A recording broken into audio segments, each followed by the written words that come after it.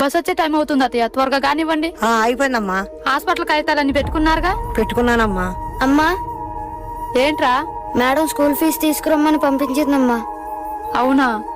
2 రోజుల్లో ఇస్తానని చెప్పమ్మా. లేదమ్మా, అసలు ఒప్పుకోవడం లేదు. ఇప్పటికే టైం అయిపోయిందని పంపించిందమ్మా. అందరి ముందు నిలబెట్టి అడుగుతుంటే చాలా బాధగా ఉందమ్మా. బాబు ఇలా రా నాయనా. ఏంటి నాయనమ్మా? ఫీజు ఎంత కట్టాలి? 5,000 నాయనమ్మా. తీసుకెళ్లి కట్టు బాబు. అత్తయ్య, నేను తర్వాత కడతాను. ఆ డబ్బుతో ముందు మీరు హాస్పిటల్లో చూయించుకోండి అత్తయ్య.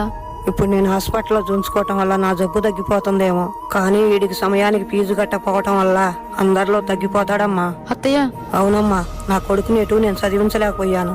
అందుకే నా మనోన్నను చదివించుకుంటానమ్మా. మరి మీ ఆరోగ్యం ఎలా అత్తయ్య? వీడు బాగా చదివి మంచి మార్కులు తెచ్చుకుంటే చాలు, నా ఆరోగ్యం అప్పుడు కుదుటపడుతుందమ్మా.